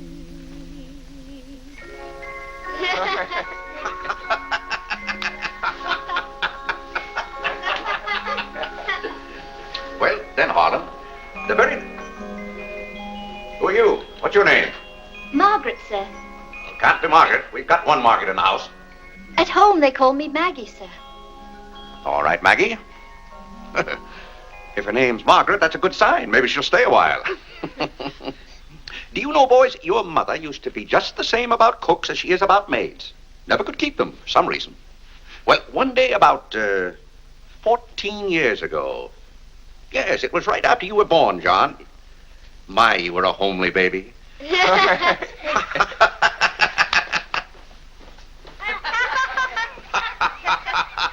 you, Margaret.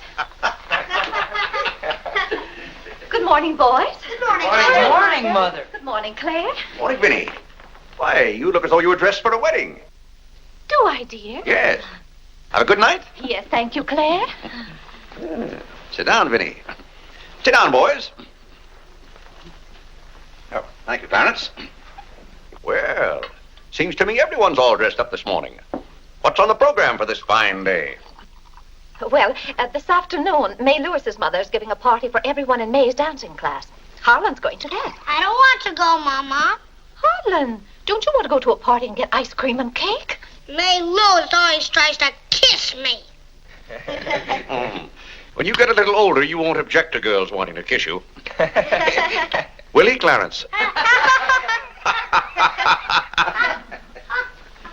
This is for you, Mr. Day. Where shall I put it? Oh, that's for me, I think. Take it upstairs, Maggie. Wait a minute, Maggie. Bring it here. That's it. See, it's for me, Father, Clarence Day Jr. Let me look. Oh, that's from McCreary's. And it's marked charge. What is it? Claire, it's all right. It's nothing for you to worry about. Well, at least I think I should know what's being charged to me. What is it? Claire, stop your fussing. It's a new suit of clothes for Clarence, and it isn't costing you a penny. It's marked charge $15. It's costing me $15. And I told Clarence... Claire, can't you take my word? It isn't costing you a penny. I'd like to have you explain why it isn't. Because Clarence took the pug dog back and got the suit instead. Of course. And they'll charge me $15 for the suit. Nonsense, Claire. We gave them the pug dog for the suit, don't you see? Then they'll charge me $15 for the pug dog. But, Claire, they can't. We haven't got the pug dog. We sent that back. Well... But... Well, now, wait a minute, Vinnie. The suit... Well, there's something wrong with your reasoning. Well, Claire, I'm surprised at you when you're supposed to be so good at figures. That's perfectly clear to me. Vinnie, they're going to charge me for one thing or the other. Don't you let them.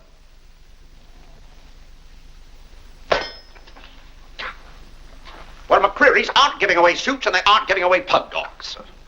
Why, it should be clear to a child that if Clarence sent the pug dog back, they'd... What? I will not have that botanical freak in this room. John, have you been going around this town selling medicine? Yes, Mother. Dog medicine? No, Mother, not dog medicine. This letter from Mrs. Sprague says you sold her a bottle of this medicine and that her little boy gave some of it to their dog and it killed him. Now she wants $10 from us for a new dog. Here, let me see that letter. Well, he shouldn't have given it to a dog. It's for humans. Why, it's Bartlett's beneficent balm made from a secret formula. Have you been going around among our friends and neighbors selling some patent nostrum? But it's good medicine, Father. I can prove that by Mother. Vinnie, what do you know about this? Well, nothing, Claire. But I'm sure John didn't... No, I mean that day Mother was... That's enough. You're going to every house where you sold a bottle of that concoction and buy it all back. But it's $1 a bottle. I don't care how much it is. Here, I'll give you the money now. How many bottles did you sell? 128. 128? Claire, I always told you John would make a good businessman. Young man, you'll have to come down to my office with me. I'll give you the money to buy back that medicine. $128. And $10 more for Mrs. Sprague's dog. That's $138. Thank you, Vinnie. But it's all coming out of your allowance. That means that you'll not get another penny until the whole $138 is paid up. I'll be 21 years old. Oh, Gad! What's the matter, Claire? What's wrong?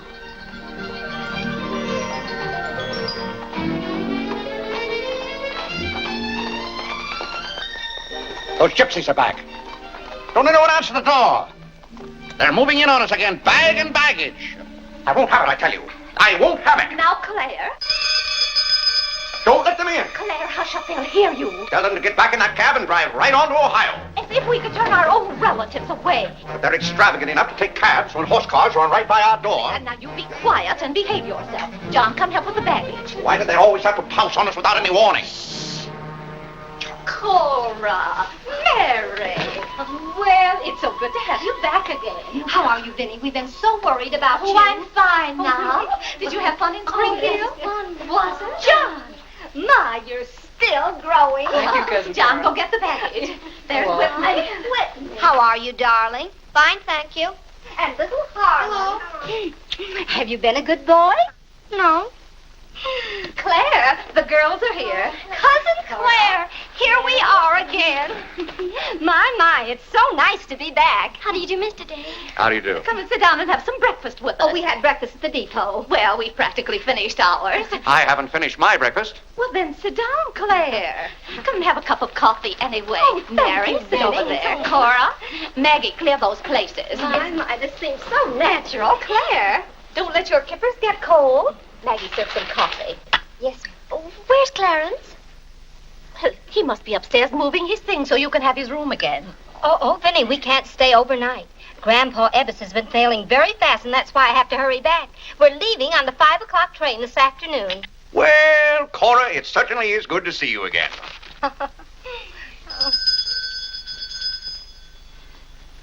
Well, who can that be. Well, this time it can't be another special delivery letter for Clarence. While you were in Springfield, our postman was kept pretty busy. It's the cab, ma'am. Cab? What cab? The cab that's to take us to Audubon Park. Oh? Who's going to Audubon Park? We all are. Cora, the most wonderful thing has happened. Clare is going to be baptized this morning. Vinnie, what are you saying? I'm saying you're going to be baptized this morning. I am not going to be baptized this morning or any other morning. You promised yesterday that as soon as I sent that pug dog back, you'd be baptized. I never said anything remotely like that. Clarence was right there and heard you. That's why I ordered the cab. The cab. Vinnie, you send that right back. I'll do nothing of the kind. I'm going to see that you go to heaven. I can't go to heaven in a cab. Well, you can start in a cab. I'm not sure they'll ever let you into heaven, but I know they won't unless you're baptized. They can't keep me out of heaven on a technicality. Clare, stop quibbling. You may as well face it. You've got to make your peace with God. Until you stirred him up, I had no trouble with God. Harlan, Whitney, come get your Sunday hats. Clarence, John. Yes, Mother? Hurry, we're ready to go. Oh, my prayer book. Harlan, come let me fix your tie. Vinnie, are you mad? Was it your plan that my own children should witness this indignity? Why, Clare, they'll be proud of you. I suppose Harlan is to be my godfather. Vinnie, I won't go through with this thing. That's final. Clare, dear, if you feel that way about it. I do. Then we won't take the children with us. I'm not talking about the children. I'm ready, Mother. Oh, John. Vinnie, I haven't time for anything like that this morning. I've got to take John down to my office with me and give him the money to buy back that dog medicine. But it wasn't dog medicine, sir. Young man, we're starting downtown this minute. You'll do no such thing. You gave me your sacred promise that day I almost died. Yes, and she would have died if we hadn't given her some of that medicine. That proves it's good medicine. You gave your mother some of that dog medicine? John, you didn't. Yes, we did, Mother. We put some in your tea that morning. Oh, John. Do you realize you might have killed your mother? You did kill Mrs. Sprague's dog. John, I'll have to give considerable thought as to how you're to be punished for this. But Clare... No, Vinnie. When I think of that day, why, we might have lost you. You're all right now, thank heaven. But what I went through that afternoon, the way I felt, I'll never forget it. You've forgotten it already. What do you mean? That was the day you gave me your sacred promise. Yes, but I wouldn't have given you my promise if I hadn't thought you were dying, and you wouldn't have almost died if John hadn't given you that dog medicine. Don't you see? Well, the whole thing is illegal. Suppose I had died. It wouldn't make any difference to you. You don't care whether we meet in heaven or not. You don't care whether you ever see me and the children again. Now, Vinnie, you're not being fair to me. It's all right, Clare. If you don't love us enough, there's nothing we can do about it. But that has nothing to do with it. I love my family as much as any man. All my life, I've struggled and worked just to... Gad, there's that cab. Vinnie, you're not well enough to go all the way to Audubon. Oh, I'm well enough if we ride. But that trip would take all morning. And those cabs cost $1 an hour. This is one of their best cabs. This costs $2 an hour. Well, then why aren't you ready? Get your hat on. Oh, tarnation! Hallelujah! Amen! Young lady, if it hadn't been for you, no one would have known whether I was baptized or not.